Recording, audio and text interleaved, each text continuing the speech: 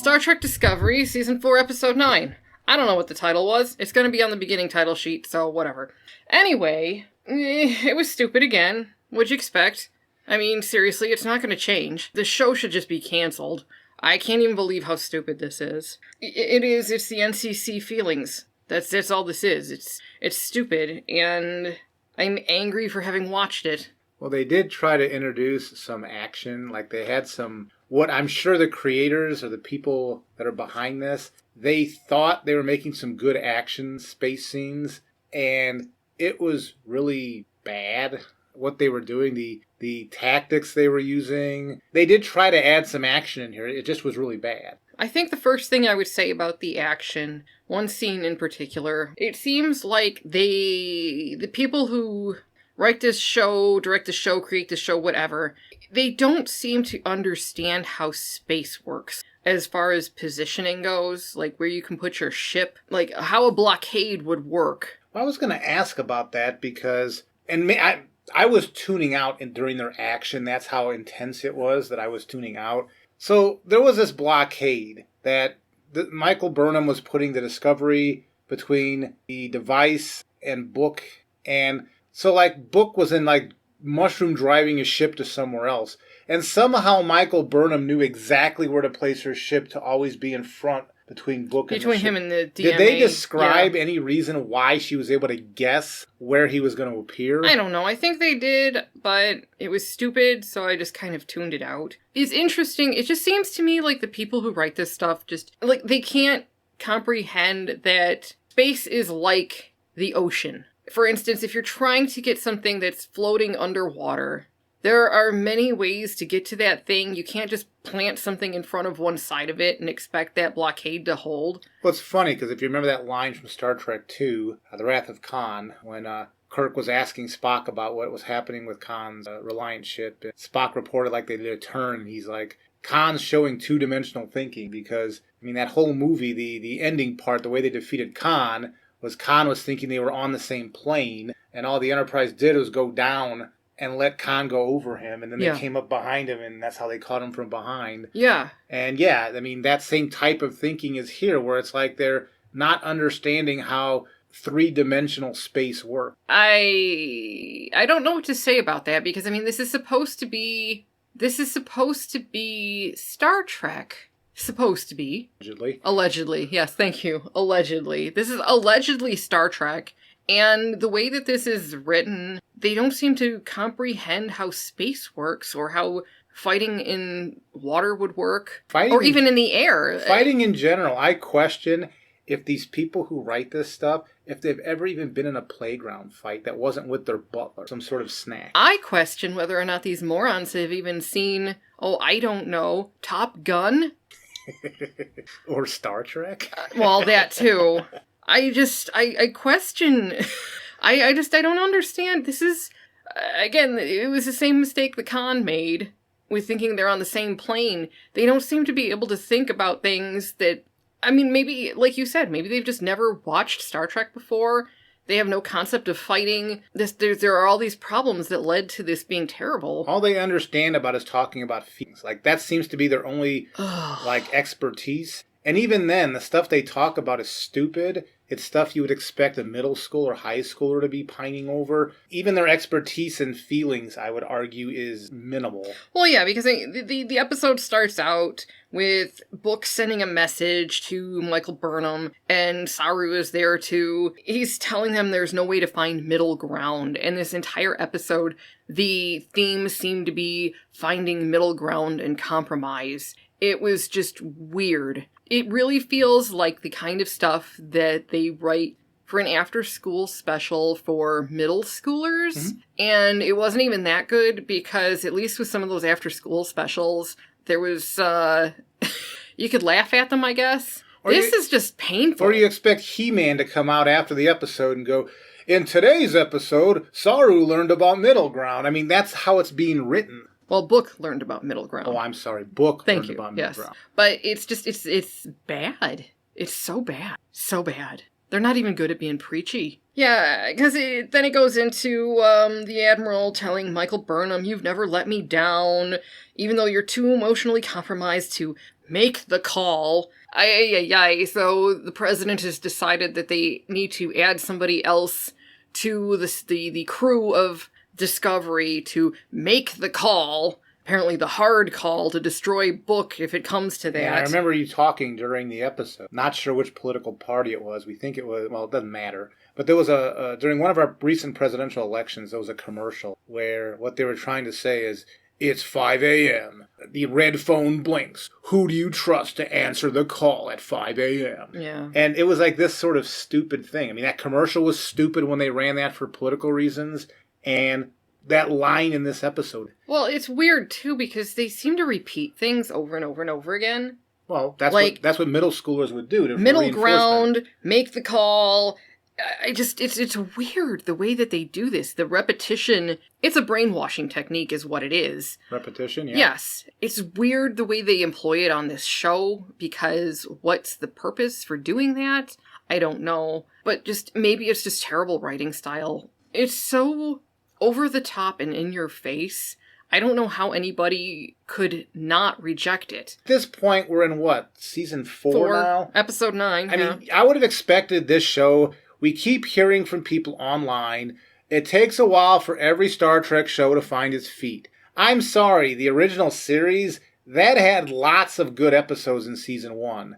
The Next Generation's probably the one that people think of the most, because they had about a 50-50 split of what was good and what was not so good. There were only, people are misremembering The Next Generation's first season. There were only like 3 or 4 really bad episodes, then a bunch of and then there were some okay episodes. Yes, Season 1 was a bit rough, but Star Trek Discovery has had 4 seasons. And in each of the 4 seasons, they've tried something slightly different. They're like rebooting the series every season.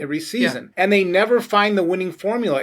I would make the argument the stuff that we're watching in Season 4, it's mostly the same as Season 3. So, they didn't necessarily reboot at the beginning of this season. Mm-hmm. They made Michael Burnham captain, but, it's mostly a carryover from Season 3. Yeah. But it's not getting any better. Mm. Now, there's not the severed baby heads anymore and the rapey type scenes anymore. So that stuff is gone. But now it's just boring. It's about feelings. They don't understand how to tell not only a science fiction story, but a coherent story in general. Well, it's certainly not anything that has to do with the military. No. Or any kind of battles or real fighting or any kind of chain of command. It's appalling because they brought in Commander Nan to be the person to make the call. That's the Yum Yum one from the Control episode. The lady who had the weird breathers on her face pointed at her mouth. Well, anyways, the breathers are gone now because she's upgraded and she's got these, peg-looking things up near her ears. But, she comes on the bridge, everybody's hugging, and they're so glad that she's there, and it's just, I can't even imagine doing that in a workplace, let alone any kind of military setting, behaving that way. It's just, I don't even know what to say about how bizarre that was to watch. And they made it seem, and again, I try to black out as much of this series as I can because this will eat you alive if you keep it inside of you. But I don't remember her and Michael Burnham having that great of a relationship. Again, they made it sound when they were meeting up again, and even at the ending when they were talking. They were great friends. Yeah, they were the best of friendsies, and it's I don't remember that at all. They went through that whole Control situation together, and a little bit after that. I never got the impression they were great friends or even friends. They were co-workers. They got along okay. I'm trying to remember. Was it Pike that brought her on board?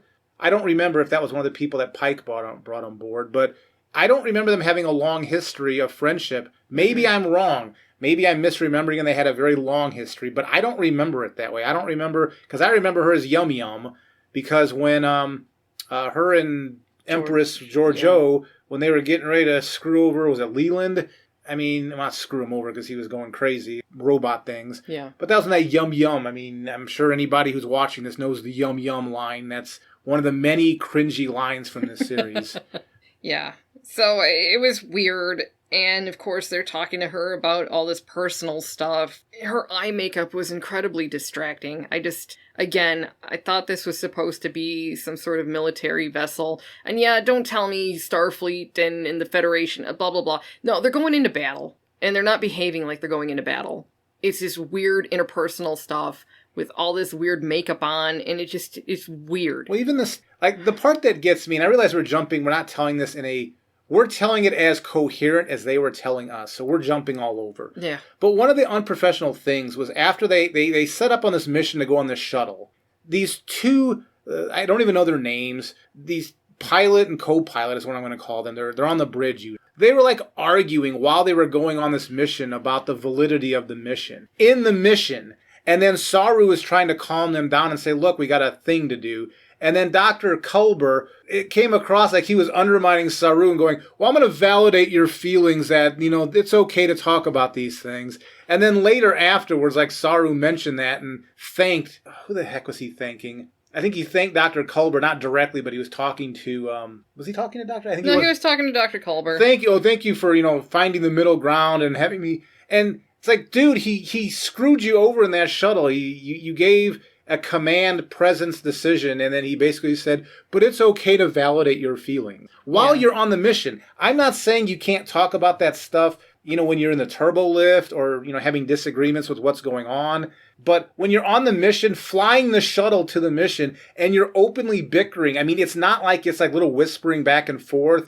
I mean, it's openly bickering on this shuttle. Well, again, it just goes to show that because Book was really a member of their crew, in a way, because he was attached to that ship. His ship spent all its time in their shuttle bay. Yeah. Yeah, and he was Michael's boyfriend. So, I mean, he was really part of the crew. Discovery should never have been the ship to go after him like that, because again, those personal relationships are going to get in the way, and it's weird because they try to pretend like that's not going to be an issue or that it's an asset, and it's like, oh my god. Well, they were schizophrenic about it in this episode because at first the Admiral, was it Vance? I think that's his name. Yeah. He was worried about that sort of thing. That's why he put Yum Yum on there.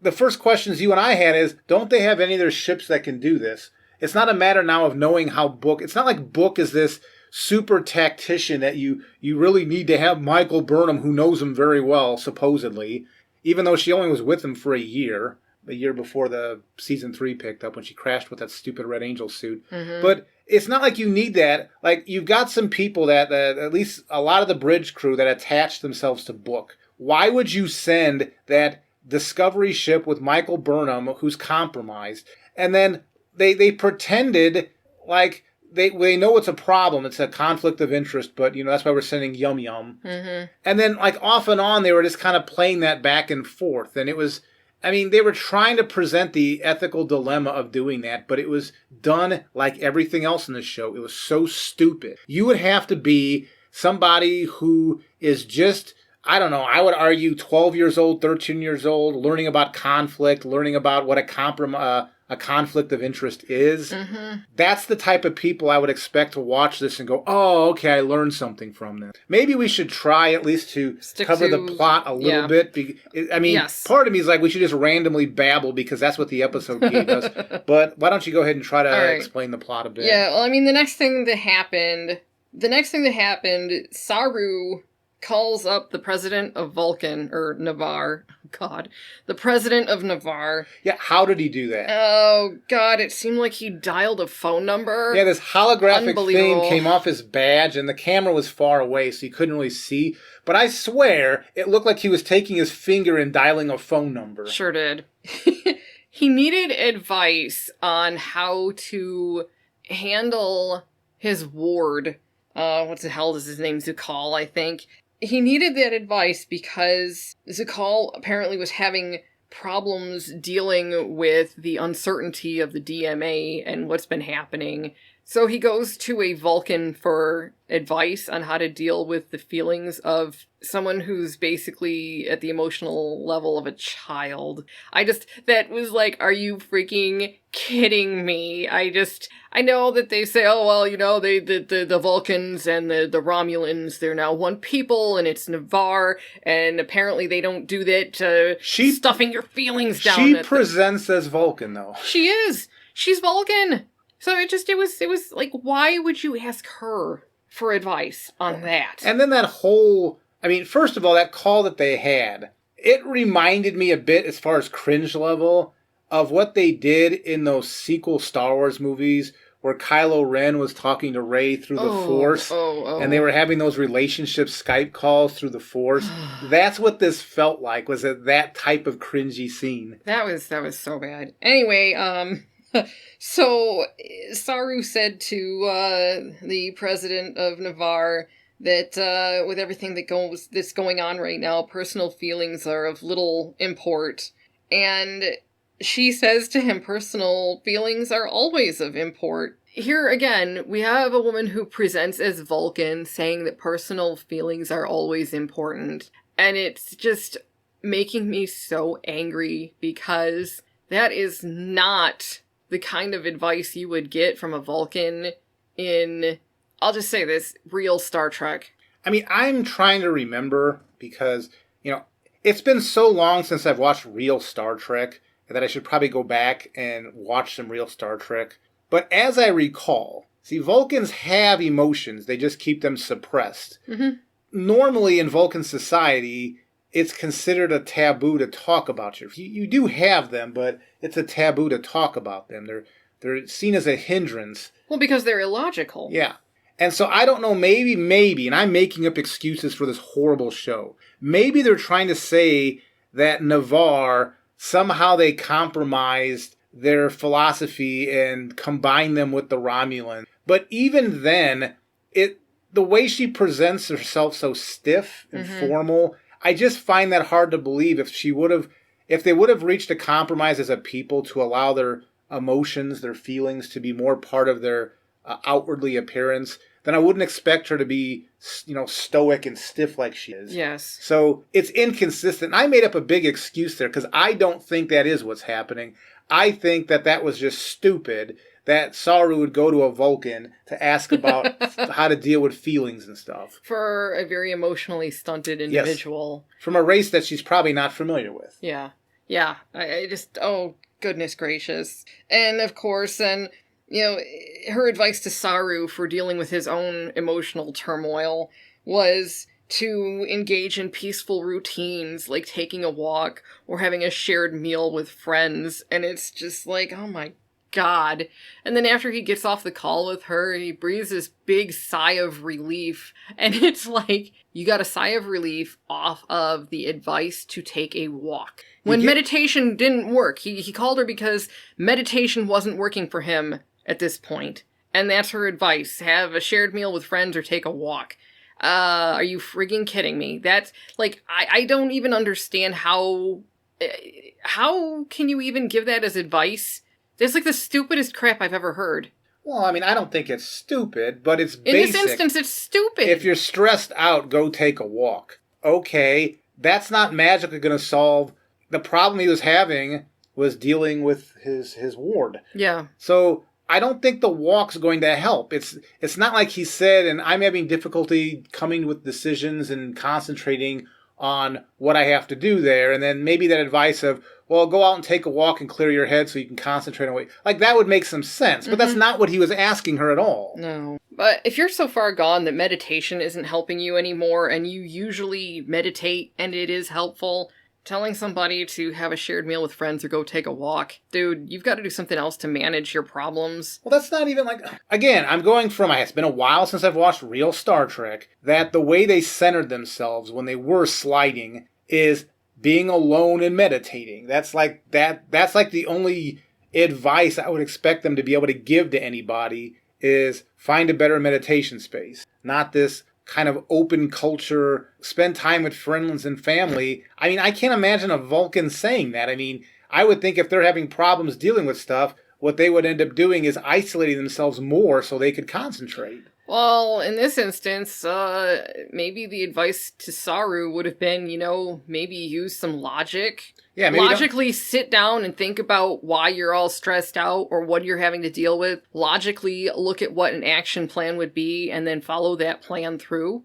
Use some frickin' logic. Don't just sit there and ruminate on your feelings. Because hanging around family and friends, yes, I find that comforting too. However, I also find that introduces all sorts of chaos because people are very different, your friends and your family. So how many people, when they have Thanksgiving, Christmas, whatever your holiday is that gets together in your country for family get-togethers, would you call that a stressful or a stressless situation? Because with me and my family, it is a stressful. There are relatives that, even if I get along with them, they can just turn that key and get me going in a very emotional direction.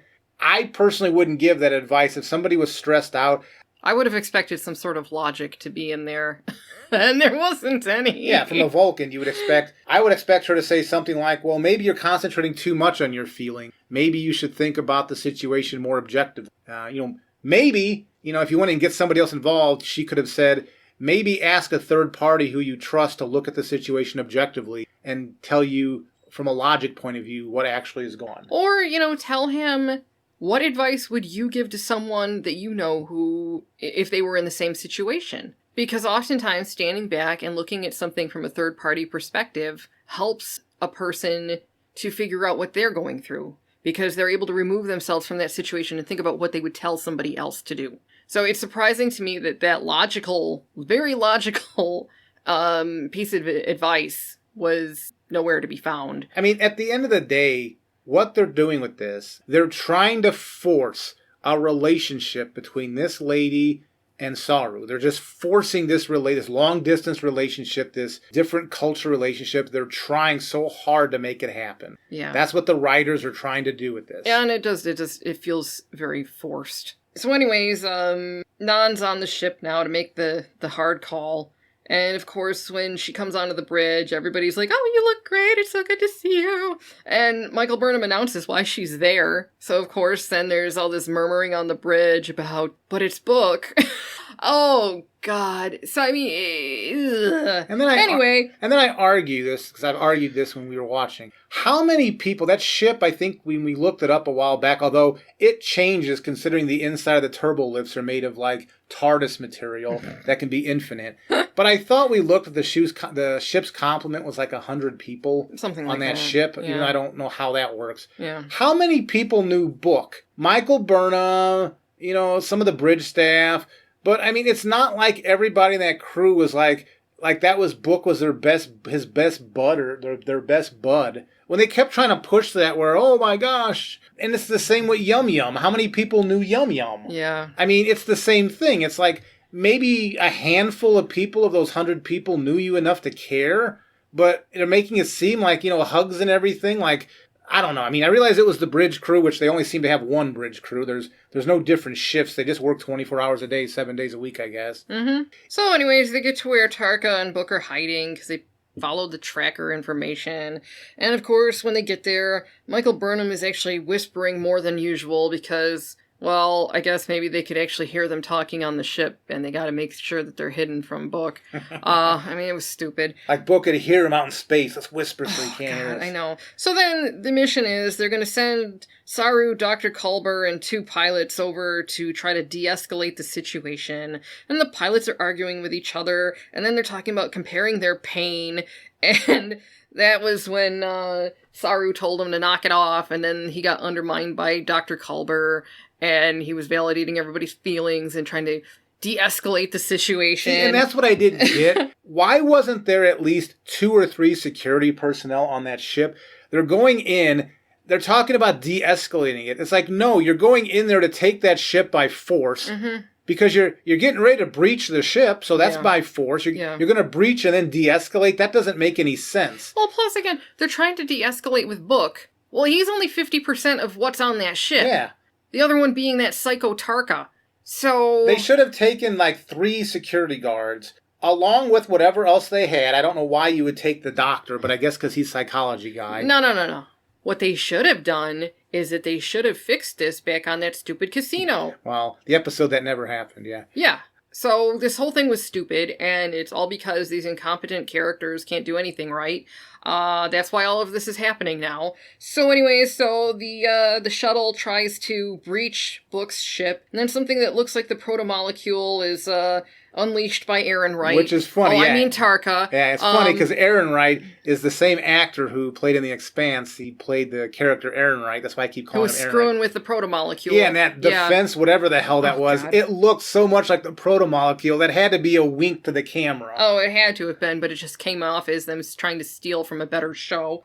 So Tarka tells Book that's the new defense system, because Book's like, what the hell is that? What'd you do to my ship without telling me? And so it almost kills all the people on the shuttle, but they get beamed back just in time because, Book and Tarka, they decide to, what was it, an EMP, I think, that they used to, disable the shit on the outside of the ship. I don't even know, it was stupid.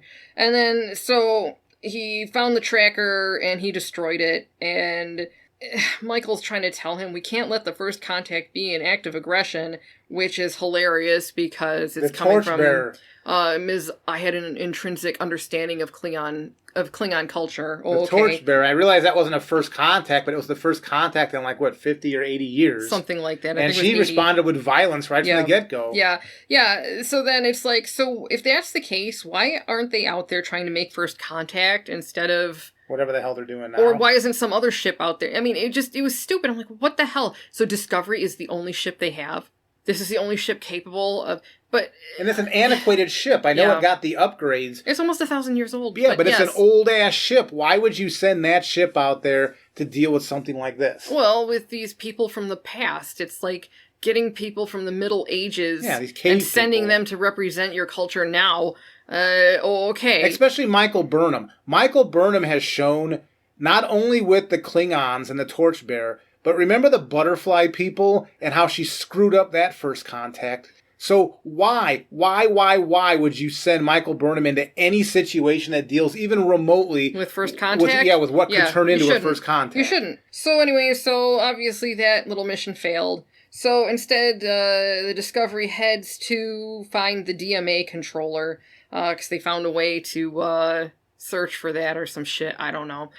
So they found that, and so Nan tells Michael Burnham that they may have to destroy Book's ship. And then Michael Burnham is telling her, but the Federation needs the spore drive that's on his ship, that prototype spore drive, because that's a reason to... I mean, it just, oh my god, it was all so stupid. And it's, again, if they just grabbed those two assholes when they were on that damn casino, none of this would be happening at this point in time. Well, but again, they refuse on this show. And again, I understand the times we're living in, but there are times when commandos or Marines are needed to take care of a situation, but they refuse. I don't even know if they have any security people on there. On that ship. Wasn't Yum Yum when she came on? She is security. Yeah. So anyway, Michael Burnham and Nan are arguing, and then of course Saru steps in and he's quoting Culber, shared goals and compromise bullshit. Michael Burnham tells Stamets to scan for boronite, and they, I guess, figure out that there's a week's worth of mining that's available to the DMA, and so they're going to try to talk Book down by telling him there's a week before the thing is going to jump again. So, of course, they have a little battle, and it's stupid, and everything's stupid, and there's more stupid, and of course Nan's yelling at Michael Burnham, what if we wait too long to make the call? And, it's so stupid. So anyways, the solution, go ahead and explain, I'm just going to preface it. The solution of how Michael talked to Book to find middle ground, the venue that it happened was such stupidity, especially realizing that Book and his ship was going to probably have shields on because they were shooting at each other for a while. Explain how Michael got close enough to talk to Book. Michael got in a shuttle and went right up to the front of Book's ship And like by the front up, meaning right by his window. They yes, were looking at each other through the window. Not a view screen, the window. Yeah, exactly. That's what I was thinking too. Through windows, not through the view screen. Oh, God. And then, of course, she's telling him, oh, we can't go on like this, and fighting each other and not the real threat. And then she tells him that the DMA is going to stay put for a week and that they're going to try to make first contact. And if after a week that doesn't work, then they're going to go with his plan and blow the thing up. Meanwhile, Tarka still needs to blow that thing up so he can get the power supply so he can get back to whatever universe he's from. So, of course, Book agrees to stand down. Meanwhile, Tarka's like, screw you guys, and he sets off the bomb. Then, hilariously, the power source isn't even there, so he just really screwed everybody for a selfish reason, and it's not even going to pay off. What a stupid asshole. Apparently, it's powered from the other side of the wormhole, outside of their galaxy. And I'm just like, it was already stinking of ripping off Stargate. But here we are again, and it's really, really, really ripping off Stargate because, again, this power source that's doing damage in an alternate universe. They had a couple of episodes. Yes, there were several episodes. SG-1. Yeah, and it was SG-1 had episodes with that as well as Atlantis, because we wound up with Carter being sent to an alternate universe, and the same thing happened with Rodney on Atlantis. Because I was like, if I remember, like the downside of that was that the energy, when they tapped into the different universes, like they would cause an energy influx into that universe, which could destroy it. And I mean, they were doing damage, just like the DMA is. Yep. And so again, this just stinks of ripping off a better franchise. So do these people, when they stay up late at night and watch Netflix or whatever and watch these things to steal from, do these people who strip mine other franchises, because they've already done the Terminator. Yeah. I mean, we could go through the list of all the stuff that they've stolen from. What I don't understand is the science fiction audience, the true science fiction audience. We watch this stuff meticulously and we watch it over and over again. That's what we do. That's just part of our nature. Mm-hmm. If any audience you're going to try to pull that crap on, why are you pulling it on a science? We sit there and frame by frame and look to see what was on Kirk's nightstand in his bedroom, his quarters. We do that sort of stuff. That's what we do. Yeah. So why would you try to steal stuff like this from other franchises? Well, and why, again, of all the franchises to do, all the fan bases to try to pull this over on, why would you do it to Star Trek fans? Star Trek fans, they spend a ton of time. I mean, I know people who will sit there and freeze frame on stuff and look at stuff in the background to make sure it's consistent. Mm-hmm. That's what they do. It's just, I'm not saying that as a negative or a positive. It's just a statement. That's what these people do. That's what we do. I've caught myself done that a few times. They're a very involved fan base who pays very close attention. Well, and again, because it's those little details that paying close attention to those details and making sure everything is correct, that really does sells the universe. Well, it sells, but not only that, but it also shows how much you care about the product that you're creating. Like, the people who made the original series, when you put in a lot of effort like that, it goes to show that you take pride in what you've created, that you care about what you've created. And it's not just about creating a product to be consumed. It's about creating a piece of art and doing it the best of your ability. We're clearly watching product now. There's no art to it. This is just, this is all just ripped because off crap. Even the visual effects are generic. They look like they're out of any video game. Yeah. Yeah, so, then Michael Burnham and Nan, thank you for supporting me. And Nan talks about her problems with her family and how she needs to help find the middle ground so that she can actually communicate with them because there were all these things she couldn't tell them because of her job and just, the fact she's from the past and all this crap. And it was just like, oh, God, I don't care. Like, she really wasn't even that big of a character when she was on before. So they're trying to push her into being something. I don't know why. But she's not that interesting. Her and Michael Burnham are the bestest of friends. I don't recall them being that way before, but whatever. And, of course, you've got Saru commending Culber for being so calm. And, of course, then he's asking him for advice on the fact that the president of Navarre basically asked him out to dinner. And Saru was talking about declining, but then Culber's like, oh, but you have feelings for her, and Saru's yes, and that he doesn't want to complicate his life or whatever, some shit like that, and then, a connection is always a risk, but it's worth it kind of bullshit, and that, basically, Culber telling Saru that he should just go for it because he likes her, and I mean, just, oh god, it's just awful.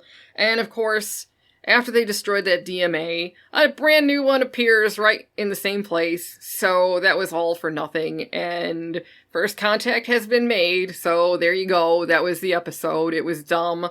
It's so dumb. It's so dumb. So dumb. There's nothing for me to grab onto. There's no character, there's no story idea, or even technology. That's usually because there have been rough spots to go back to SG-1. The Ori stuff, I remember that was tough to get through when I watched SG-1. But there were pieces of the Ori story that I thought was okay. Yeah. There's nothing here for me. I don't like any of the characters. I don't like the technology. The story ideas are stupid. There's no concept they're pushing. That's an interesting thought. There's nothing. If it wasn't for making these videos, there's nothing for me to grab onto. Not a single thing. Well, I think the thing for me is that, again, the writing level is very juvenile.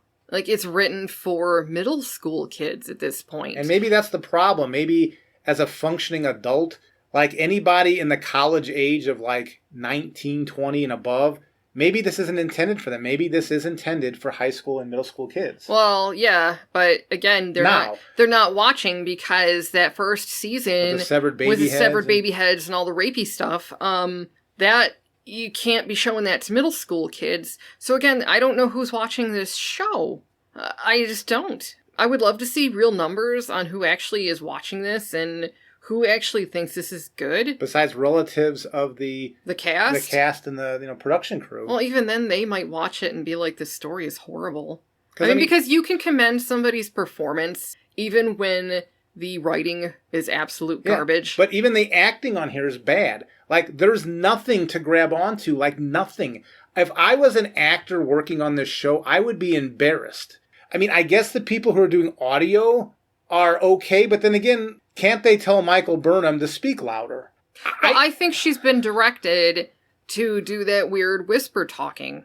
I think that a lot of them have been directed to do that because, again, when you have to listen more closely, it makes people pay attention more. Or it makes it feel like it's more dramatic than what it is. That too. And I think that they're being directed to act that way, even though it's absolutely repulsive. I mean, the good news is they stopped with the crying. I don't remember seeing any crying this episode. Or the previous episode. Well, the last one at the end, I think Michael Burnham at the end was crying, but at least there was a reason. Oh, was she? Yeah, I think there was a reason for it. It was just at the end with the book left. I could be wrong. No, that was 2 episodes ago. 2 episodes? Okay. Yeah. It's bad. How does this show keep getting renewed? I don't know. I mean, the action scene that was happening, I mentioned this earlier, it was boring. I mean, they were cranking up the music and they were trying to shift the camera around to make it look like some cool stuff was happening. Yeah. But it was boring. I mean, I'm sitting there going, when is this going to end? This is so boring. And I mean, I think that's all I can say here. This was a boring episode. Last week's episode with the dumb casino, that was just mostly just boring. I think I even said in the review, it wasn't really bad except for that poker game. It was just boring. It was boring. But this episode, this was boring and bad. I mean, there was nothing going on in this episode I cared about. Oh, and predictable. Because you knew they weren't going to kill off Culber and Saru, so there were no stakes when they were in that shuttle. Yeah, when they took the shuttle to do the assault. At least if you bring in some red shirts, you can kill off a few red shirts. Well, again, you'd need money for extras. And of course, with Book and Tarka, you knew they weren't going to just kill them off. You knew where it was going. You knew Tarka was going to set off that bomb, and that's where the story was going to go. It's just so predictable at this point.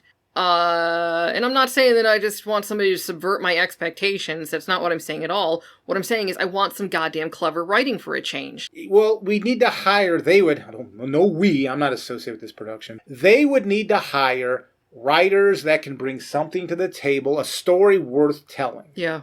And this story here is not worth telling. No. Because I would argue there's not even really a story here. No. It's just a bunch of stuff that kind of happens. Yeah. It almost seems silly for me to say this because every week it's the same thing. This is do not go out of your way to watch this. Don't watch it. Don't watch it. Don't watch it. This is bad. It's a 1-star.